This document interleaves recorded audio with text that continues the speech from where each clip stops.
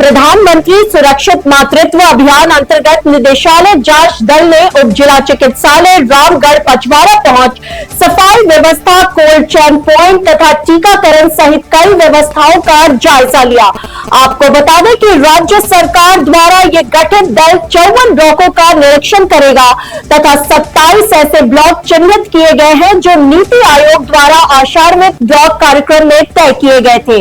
प्रधानमंत्री सुरक्षित मातृत्व अभियान अंतर्गत गर्भवती महिलाओं की जांच कर ऐसी महिलाओं को चिन्हित करेगा जिनमें गंभीर लक्षण पाए जाते हैं तथा उन महिलाओं को समय समय पर फॉलो और उच्च चिकित्सा संस्थान पर रेफर किया जाता है, जिससे समय पर उचित चिकित्सा सुविधा मिल सके और मातृत्व मृत्यु दर को कम किया जा सके। निदेशालय से आए जांच दल के project director doctor Raghuraj Singh ने उप जिला चिकित्सालय महिला स्वास्थ्य कार्यकर्ता संजू कुमारी से कोल्ड चेन पॉइंट तथा टीकाकरण रजिस्टर के संदर्भ में बारीकी से पूछताछ करते हुए दिशा निर्देशन प्रदान किए। उप जिला चिकित्सालय रामगढ़ पचवाड़ा पर जांच दल ने डिलीवरी का रिकॉर्ड खंगाला तो एक वर्ष में मात्र 49 डिलीवरी होने पर ऐतराज जाहिर किया।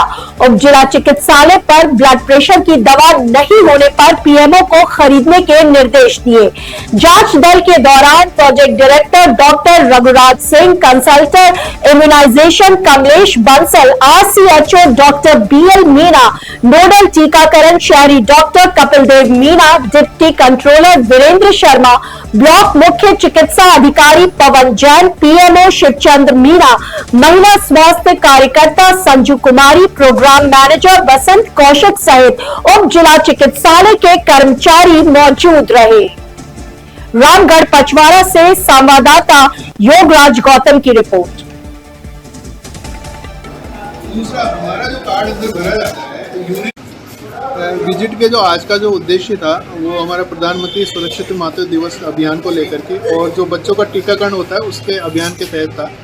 तो इसमें हमने ये देखा था कि एएनसी की जो माताओं को जो सर्विस मिल रही है वो किस तरह से मिल रही है, किस तरह से उनका चेकअप हो रहा है और इसमें जो सेवाएं दी जाती हैं जैसे कि उनके ब्लड प्रेशर की जांच होती है, यूरिन की जांच होती है, खून की जांच होती है और दूसरी जांचें होती हैं जो कि एक गर्भवती माता के लिए आवश्यक है। इसके बाद में उनको टीडी का टीका लगाया जाता है। तो वो सेवाएं यहाँ किस तरह से दी जा रही हैं वो देखा और बच्चों को हम टीकाकरण करते हैं तो बच्चों का जो टीकाकरण होता है वो किस तरह से हो रहा है और हमारी जो एएनएम है वैक्सीनेटर है वो किस तरह से कार्य कर रही है, उन कार्य को देखने के लिए हम ये आए थे। साथ ही मौसमी बीमारी की जो तैयारियाँ जो की जा रही हैं क्योंकि अभी लू ताप घात काफ़ी है और उल्टी दस्त के केस भी बढ़ते हैं तो उसकी जो तैयारी है उसका जायजा लेने के लिए आज यहाँ पर आए थे। तो उसके बारे में देखा था और काफ़ी कुछ हमको सही मिला।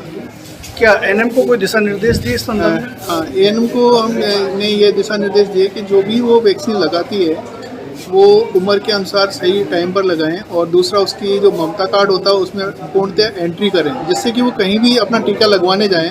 मान लीजिए यहाँ पर नहीं आए, वो किसी दूसरे ज़िले में चले गए या किसी स्टेट में जा रहे हैं तो वहाँ पर भी टीके के ममता कार्ड में अगर एंट्री होगी तो उसको देख करके अगले जो टीके जो लगेंगे वो लगवाए जा सकेंगे।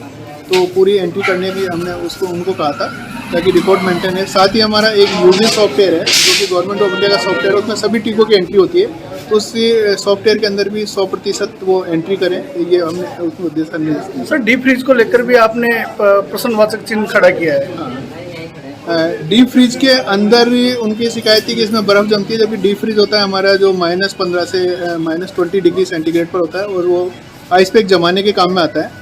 कुछ उसमें जो बॉक्सेस रखे हुए थे उस पर कुछ टेपिंग थी जो कि थोड़ी सी गंदी हो रही थी, उसके बदलवाने के लिए मैंने कहा था। साथ ही जो वैक्सीन को हम रखते हैं कुछ पॉलीथीन बैग्स में रखे हुए थे तो उसको हमने कहा था कि इनको प्लास्टिक के बॉक्स में रखो और प्लास्टिक के बॉक्स में हॉल्स होने चाहिए ताकि एयर सर्कुलेशन बना रहे। ये हमने उनको इंस्ट्रक्शन दिए थे। सर 49 डिलीवरी साल भर में होने पर भी आपने चिंता जाहिर की, इसमें क्या दिशा निर्देश दिए?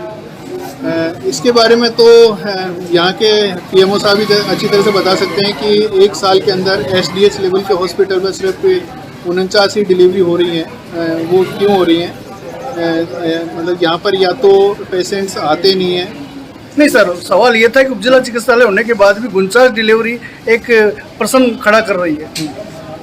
इसके लिए तो पीएमओ साहब से आप पूछें क्योंकि मैं इसके बारे में मैं नहीं बता सकता कि 49 डिलीवरी क्यों हो रही है। मैं तो सिर्फ ये देख सकता हूँ कि एक साल में सिर्फ या सिर्फ 49 डिलीवरी हुई हैं।